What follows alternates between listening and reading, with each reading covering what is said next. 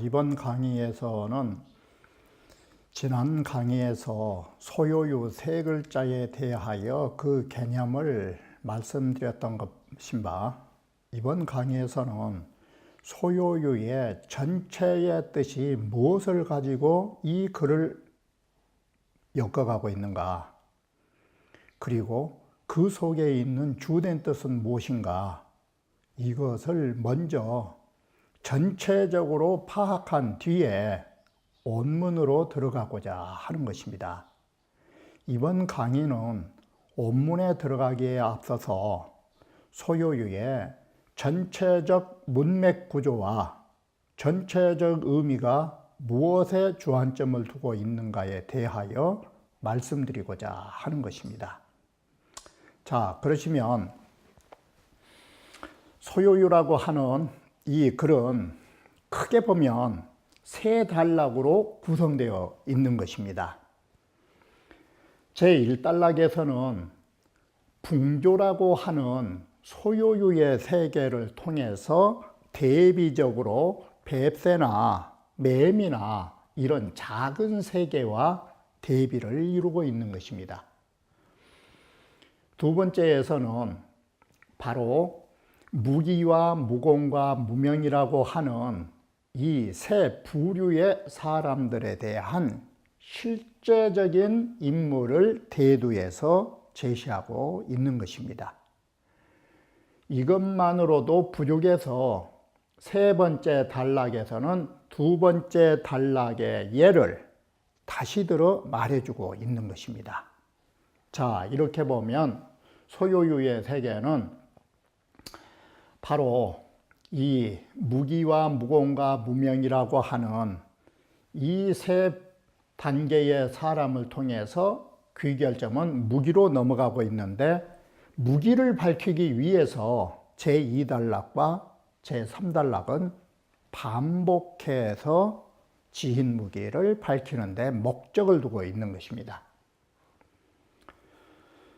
그래서 북명의 요로부터 소대지 변이라고 하는 구절까지는 이것은 우언으로서 바로 붕조에 대한 우언으로서 지인무기의 세계를 밝히려고 말하는 것입니다.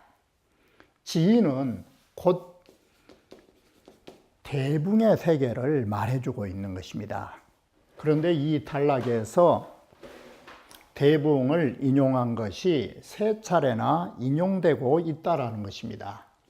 제일 처음에는 장자 자신이 대붕이라고 하는 것이 무엇인가에 대하여 말하였고, 두 번째는 바로 재해라고 하는 책을 통해서 대붕의 세계가 존재함을 말해줬던 것입니다. 그리고 마지막에 가서 탕림금이 극에게 물었던 부분을 통해서 대붕세계는 거듭거듭 인용되고 있는 것입니다. 바로 대붕이라고 하는 대자와 적을 소자는 쓰지 않았지만 매미라든지 아니면 조여학부라고 하는 이 뱁새와 같은 것은 작은 세계를 말해주는 것입니다. 여기에서 말하는 소대는 뒤로 내려가면서 다시 설명되어지는 것입니다. 그래서 이 소대의 세계가 대붕과 뱁새의 세계라면, 인간으로 오면은 어떤 세계가 작은 세계와 큰 세계로 나뉘느냐. 제일 처음에는 이 단락에 보시면 이 단락은 그 속에 다시 5절로 구성되어 있는데, 자, 이 단락의 제1절은 뭘 말하고 있느냐. 고로 부지호 여기로부터 지호 일간으로부터 지혜가 하나의 벼슬을 잘하는 것, 그 다음에는 지 다음에는 행비일양, 그 사람의 행동은 한 고호를 화합시킬 만하고, 그 다음에는 덕합일군, 그 다음에는 증일국자, 즉 글자를 바꾸면 믿을 신자, 지행덕신, 여기에 관하여 말하게 됩니다. 우리가 지혜롭고 품행을 가지고 덕을 가지고 사람으로부터 믿음을 가진다라는 거, 이거 대단한 것이고 우리가 이 사회생활 하는 데에 필수적인 것입니다. 이것만 갖춰도 사회인으로서는 대단한 것입니다. 이것은 세인의 지행입니다. 이 네 가지지만 딱 줄여보면 지행이고, 이걸 자세히 말하면 지행덕신이라 말하는 것입니다. 바로 이것은 누구가 하는 일이냐, 이 세계가 바로 세속 사람들이 하는 행위에 해당되는 것입니다. 그러므로 이것이 붕조의 세계라 할 수 있을까? 이게 붕조의 세계라고 과연 말할 수 있을까? 우리가 보기에는 지혜로운 거, 바꿔 말하면 제갈량이나 관중이나 그 지혜를 가진다라는 것, 일세를 풍미하는 지혜, 그거 대단한 것입니다. 그런데 뒤에 경지에 비해 보면 그들의 지혜는 뭐 한 데 필요할까? 세상살이 한 데 필요한 사람들이 하는 지행인 것입니다. 이게. 자, 세상 사람의 지행이라는 그 가치 개념은 그 다음 단계를 보면은 뭘 지향하고 있는가가 보여지는 것입니다. 두 번째 절을 보면 송영자라고 하는 사람을 통해서 말하고 있는데, 송영자는 무엇을 반영하고 있는가? 성인 무명의 세계를 반영하게 되는 것입니다. 성인이란 명예를 위함이 없다라는 것입니다. 그러면 여기에서 보시는 간단한 방법은 명예를 추구함이 없다라는 이 명예는 뭘 대상으로 하느냐? 다른 게 아닌 것입니다. 세상 사람들이 지향하는 지와 행과 덕과 신은 다 어디에 국한되느냐? 명예에 국한되는 것입니다.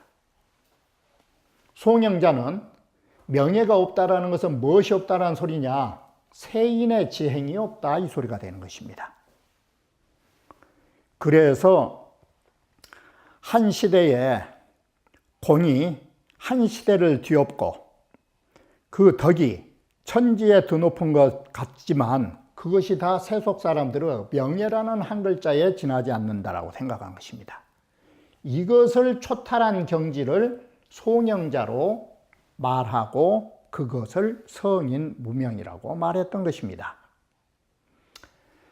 자, 이 단계에서 한 번 더 나아가면 수연이나 송영자가 그런 높은 경지를 가지긴 했지만, 성인 무명 경지는 가지긴 가졌지만 유유미수야라, 오히려 자립하지는 못한 사람이다. 아직 견해가 붙었다. 치복자의 미 삭삭연야라, 여기에 사람은 누구를 들어서 말했느냐? 열자를 들어서 말한 것입니다. 열자의 경지는, 자, 성인 무명의 경지는 세인의 지행보다 한 단계 위였다면, 이 문장 구조를 바꾸면 신인 무공의 경지는 어디보다 한 단계 상위 개념이냐? 성인 무명의 경지보다 상위 개념인 것입니다. 이게. 그래서 성인 무명의 송영자의 경지는 신인 정도에 오면 없는 것입니다. 그러면 송영자는 어떤 경지를 지향했느냐? 공을 지향했다라고 본 것입니다. 이게. 신인 무공은 글자를 바꿔 말하면 신인은 열자인데 열자의 경지는 어떤 것이 없느냐? 송영자의 경지가 없다, 이렇게 보시면 되는 것입니다. 이것이 한 걸음 더 나아간 것입니다. 송영자의 경지는 바로 공을 위한 소위 자기가 있는 개념이 아직 벗어나지 못했다라고 본 것입니다. 이것이 세 번째 절인 것입니다.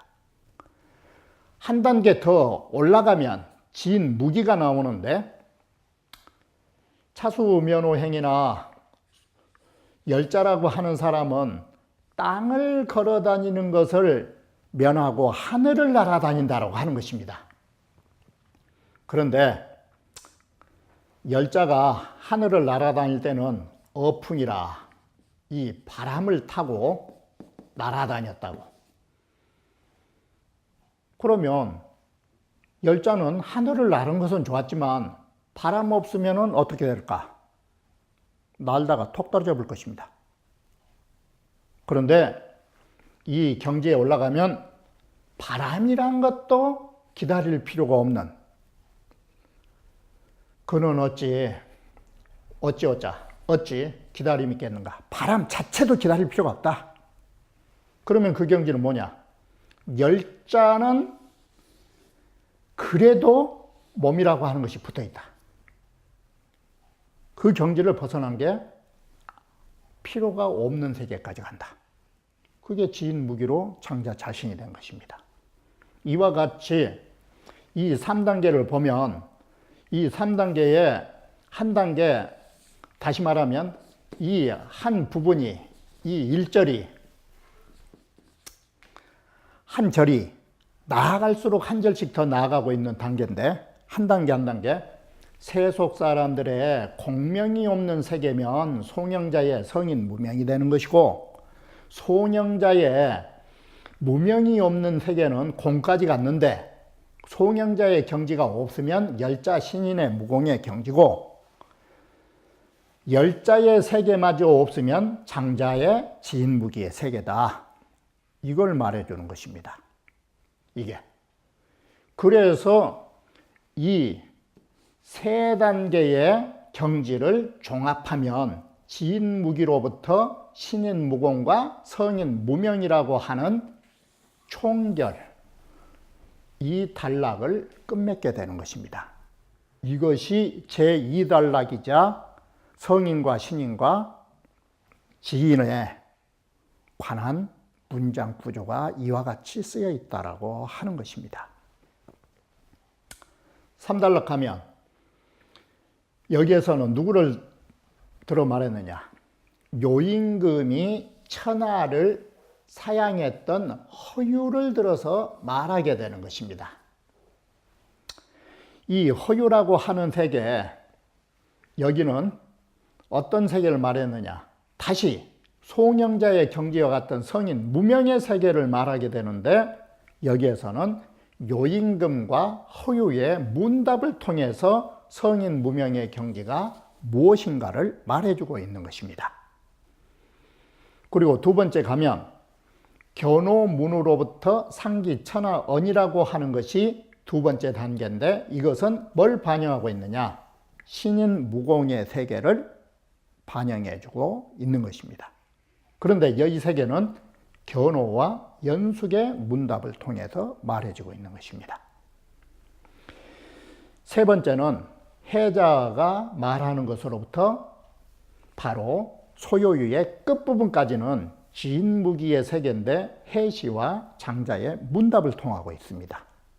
이렇게 해서 제2단락과 제3단락은 성인과 신인, 지인의 경지를 말하는 것은 공통점인데, 여기에 문장에도 차이점이 있는 것입니다. 세 번째 단락에서는 전체가 양자 간의 문답을 통해서 그 사상을 밝히고 있다라고 하는 것이 이게 특색인 것입니다. 그런데 앞에서는 그 사람들에 대한 평으로 끝난 것입니다. 바로 이와 같이 성인과 신인과 지인을 말하면서도 앞부분에서는 스스로의 논술을 통했고 뒷부분에서는 문답체로 세 사람의 경지를 밝히고 있는 것이 이게 문장의 특색인 것입니다. 이게 자연히 문답이 되다 보니까 앞부분의 문장보다는 길 수밖에 없다라는, 문장이 길다라는 것은 보다 더 구체적일 수밖에 없다라는 것입니다. 이런 구체적인 문장을 문답을 통해서 설명되어지고 있다라고 하는 것이 문체적 특징이라고 할 수 있을 것입니다. 그러면 방금 말하는 이러한 세계를 소요유의 주지에서 다시 한번 살펴보고자 하는 것입니다. 소요유의 주지는 이 전체적인 맥락과 쾌를 같이 하면서 이 글이 쓰이고 있는 것입니다. 만약에 이 장자의 이 한문을 다 모르신다면, 한문은 모르시더라도 들어만 놓으시면 되는 것입니다. 우리는 글자까지 알고 해석까지 다 알면 좋은 것이지만 모르면 눈을 감고 들으면 되는 것입니다. 들으면 익은 원통이라 해서 사람이 사물을 깨달아가는 데에 듣는 것만큼 빠른 것이 없는 것입니다. 자, 소요유의 주지는 어떻게 되느냐? 이것은 장자익이라고 하는 책에서 뽑은 것인데, 이 장자익에 보면 본편지지는 이 소요유의 종지는 어디에 있느냐? 응신에 있다. 정신을 응집하는 데 있다.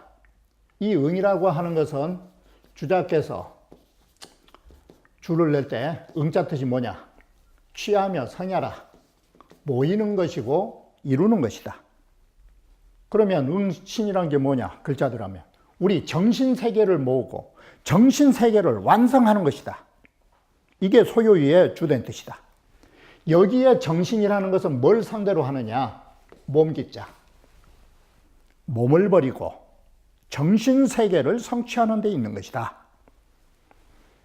신지응집은 우리의 정신세계를 능히 응집할 수 있는 것, 성취할 수 있는 것은 어디에 있느냐? 제 심이지 소요요. 그것은 우리의 마음과 의식의 자유로운 세계에 있는 것이다. 이게 자유와 광대한 세계, 여기에 있다. 바꿔 말하면 정신세계의 응집은 뭐냐? 자유로운 마음, 광대한 마음을 가진 것이 정신세계를 성취하는 것이다. 이게 이와 같이 욕심의지 소요면 우리 정신세계와 우리 마음을 광대하고 자유로운 삶을 누리고 싶으시다면 이건 어디에 있느냐? 제무의라. 무의에 있는 것이다. 하는 일이 없는 데 있는 것이다. 그러면 무의는 뭐냐? 간단하게 말하면 무의는 이치이자인 것입니다. 이게 유의는 바로 현상의 세계가 이 유의라고 하는 것입니다. 바로 무의는 원리의 세계인 것입니다. 유의는 현상에서 우리의 행위를 말해주는 것입니다. 다시 말하면 유의는 몸으로 하는 것입니다. 무의는 정신으로 하는 것입니다. 바로 모든 일을 만들어내지 않는 무의의 세계에 있다. 그렇다면 인지불능 소요자는 우리 모든 인간들이 자유로운 소요를, 드넓은 세계를 가지지 못한 것은 어디에 있느냐? 유의얄센이라. 바로 육체적인 자기가 있기 때문에 그런 것이다. 이게 구속을 하기 때문에 그런 것이다. 자, 우리 인간이 자기 하는 바가 어떤 걸 대상으로 하느냐? 기소유자는 그 자기를 대상으로 할 때는 어떤 것이 우리가 대상으로 삼느냐? 명예, 공업, 내 육신, 이것들 때문에 우리는 일을 만들어내는 것이다. 이것이 우리의 자기, 하는 일을 만들어낸다. 그리고 이것이 구속을 한다. 명예를 위해서, 공업을 위해서, 그리고 내 일신의 욕구를 위해서. 차외에 이 밖에도 또 뭐가 있느냐? 유용지제, 쓸모가 있는 능력. 바꿔 말하면 제주제자가. 우리 능력이라고 하는 것 중시하는데 이것들이 모두 다 유의를 만들어낸다. 이것이 우리를 소유하지 못하게 하는 것들이다. 명예와 공업과 몸과 유용지제, 이것들이 우리를 자유롭지 못하게 만든 것이다. 명예를 위하는 자, 명예만을 위하게 살기 때문에 황대하지 못한다.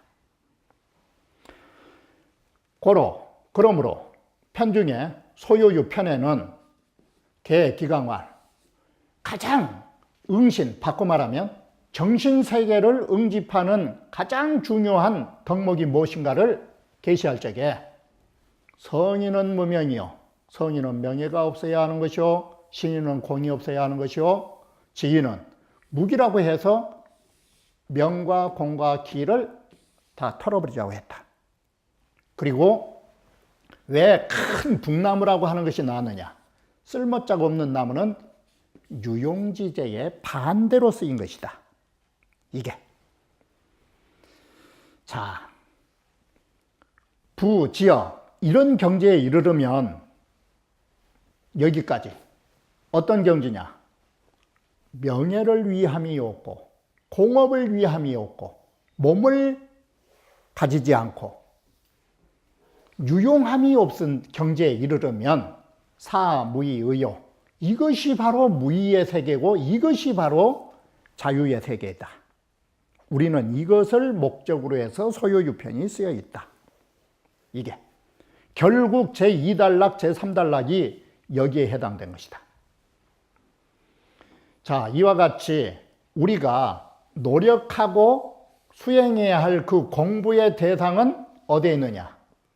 무명, 성인의 무명, 신인의 무공, 진무기에 있는 것이다. 이것이 소유유의 공부다. 능지어 무기면, 능이 진무기의 경지까지만 오시면 어떻게 되느냐? 제 기지 일심은 바로 내 자신에 있는 마음 세계. 다시 말하면 이 신이라고 하는 이 세계가 사진 소유이라, 이때 진짜로 자유로운 세계를 가지게 된다. 무기가 되면 바로 이것은 간단한 개념이다. 몸과 마음은 어떤 것이냐? 바로 몸이 없으면 마음의 자유를 얻게 되고 몸이 있으면 마음은 구속당하게 된다라는 구조를 갖게 되는 것입니다. 자, 여기까지만 와도 좋은데 무기를 해도 이러면 안 된다. 여기서 우리도 한 번 더 가야 된다. 그러나 이건 최고 경지인데, 계피라고 하는 개수나무는 개가이식이라 치버리오, 계피는 식자재가 되고 약용으로 사용되기 때문에 개수나무는 사람들이 나무를 잘라가는 것을 불러들인 것이다. 이게 쓸모짝이 있으니까 나무의 벌목을 불러들인 것이다. 칠은 칠가이, 칠이 가용이라, 칠이라는 것은 우리가 사용할 만한 그런 것이 있기 때문에 칠나무는 잘려버리는 것을 자기가 불러들인 것이다. 호랑이와 표범, 그렇게 무서운데도 목숨 걸고 왜 사냥하느냐? 호표는, 호표지 무는 호표의 아름다운 그 가죽, 그것 때문에 사냥꾼들은 활 쏘는 것을 불러들인 것이다. 온숭이들, 왜 온숭이를 잡아가느냐? 온숭이가 온채 민첩하니까 그 재주를 보려고 레격이라, 잡을 격자, 그 치러 오는 사람들이 몰려온 것이다. 바로 이것은 전부 뭐냐? 유용 두 글자. 유용지제. 동물이고 식물이고 쓸모짝이 있으면 그건 천명을 다 못한 것이다. 이게 유용지제의 환이다. 그래서 이와 같이 모든 것들은 쓸모짝 있는 재주가 있으면 항상 누를 붙인다라는 것이 뭐냐? 인정. 앞에서 식물 두 가지와 동물 두 가지를 통해서 유용성의 문제점. 그렇다면 인간에게 오면 어떠냐? 이 재지유용으로 인간 역시도 재주의 용도가 있으면 바로 이 재주의 용도라는 것이 앞에서 간단하게 말씀드린다면 세상 사람들이 말하는 지, 행, 덕, 신 이런 것들이 있으면 우리는 최고의 사회생활의 능력이라고 말하는데 이게 참 유용한 우리말로 하면 이게 능력인데 능력 있는 그 재주가 뭘 불러들이느냐? 항소, 항상 불러들인다. 세지개로라. 이 세상에 얽매임을, 구속을 불러들인 것이다. 이것이 쉽게 표현하면 좀 그렇지만 명심보감에 교자는 졸지 노라. 기술이 뛰어난 사람 항상 누구를 위해서 일하고 있느냐? 솜씨 없는 사람들을 위해서 일꾼 노릇뿐이 더한 게 있느냐? 적게 보면 그러나 재주라는 것이 크게 보면 그 능력을 가지고 이 세상을 좌지우지하는 건 좋지만 끝이 좋은 사람이 몇이나 있었는가? 그 좋은 머리를 가지고 이게 세상의 그 어떤 룰을 불러들이게 된다. 그래서 시인은 소요와 심자는 이래서 능히 마음으로 능히 소요한 자일지라도 이 소리는 뭔 소리냐? 여기에서 말하는 마음은 주관적인 세계를 말하고 이것은 아를 말하는 것인데 내 마음이 소요했다 이 말은 주관적인 자아가 공을 했더라도 이 소리인 것입니다. 아공이 됐더라도 미필능 소요와 경야라 꼭 능히 바깥 경계에 자유로울 수는 없는 것이다. 이것은 뭐라고 하느냐? 불교 용어로 하면 경계는 법인데 아공이 됐다고 해서 객관세계의 법까지 공으로 가지는 않은 것이다. 그래서 우리는 주관적인 아공이 되었으면 제2차로 법공이라고 하는 것까지 가야 된다. 주관적인 자아를 버렸으면 객관적인 세계도 버려야 된다. 이와 같이 주관과 객관을 초탈했을 때 참다운 자유가 나온다. 장자익에서는 그와 같이 해석하고 있는 것입니다. 그래서 이 객관세계인 법공이 되려면 뭐가 필요하느냐? 우필 무소가용이냐 유용지제가 되는 대상들이 없어야 된다. 그래야 심경이 양적하여 이래서 아공이 되고 법공이 되고 이 말과 같이 자아의 마음과 객관의 세계에 모두 자유자재를 해서 무소유의 불소이며 어느 곳을 논다 할지라도 소유하지 않은 곳이 없이 어디에서나 주관과 객관 세계를 초탈했을 때 진정한 자유가 나오는 것이고 무소유의 어느 곳이든지 노는 대상마다 자유롭지 않음이 없어야만이 그럴 때 능히 어떤 세계를 한 걸음 갈 수 있느냐? 전정포이라야 내 정신세계가 오롯하고 하나의 진리세계를 안고서 그때 비로소 신응으리라 나의 정신세계가 성취될 것이다. 이렇게 해서 바로 이 응신이라고 하는 소요유의 정신세계는 결국 어디까지 가느냐? 주관과 객관 세계를 초탈한 아공과 법공 세계가 끝났을 때 그게 진정한 무기의 소요유가 된다. 사지야, 이러한 의미를 문경 거증이 명제하나니 문장에서 다시 증명을 들어서 밝힌다. 이게 뭐냐? 이게 삼단락을 말한 것입니다. 이 부분이. 그래서 삼단락을 말하기 때문에 허유지 사천하는 허유가 요임금이 준다라는 천자짜리를 사용하는 것은 뭐냐? 바로 성인 무명의 경지를 말한 것이다. 묘고야 신인은 이건 묘자로도 있고 막자로도 있고 두 가지 의미 있는데 일단 묘자로 해서 아득히 저 고야산에 사는 신인들이 어떠느냐? 물막지상은 바로 그 어떤 뜨거운 것이나 차가운 것이나 어떤 외적인 존재가 그를 상처 주지 못한 것은 무기신응야라. 이것은 진무기의 경지로서 신응이라고. 장자 이계에서는 신인과 지인을 혼합해서 봤던 경지가 있기 때문에 장자 입장에서 보셔야 하고 다시 우리가 보실 때는 신인과 지인의 경지가 또 다른 차원이 있다는 것을 뒤에 말씀드릴 것입니다. 사자사요 견지에 이 묘고야에 사는 신인 네 사람이 연임금으로 하여금 그들을 만나보게 해가지고 연임금이 천하를 잃도록 만들어줬다. 이 네 사람 묘고야 신인들이. 바로 이렇게 보면 바로 무공의 개념이 된다. 그러나 종지 바로 장자 이계에서는 이 큰 북나무의 무용경지를 지인무기 이상에 두고 있는 것입니다. 여기는. 그래 대저에 쓸모자가 없는 큰 북나무는 뭐냐?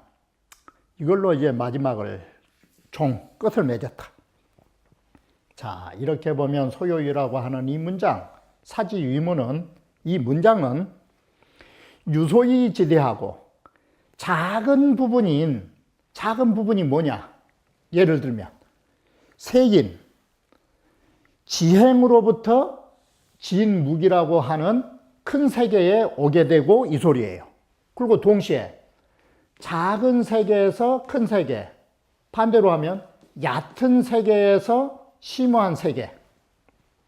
바로 이 문장의 구조는 작은 부분으로부터 위대한 부분에 이르게 되고 경지가 낮은 부분으로 말미암아서 심오한 부분에 미치게 되었다. 앞에서는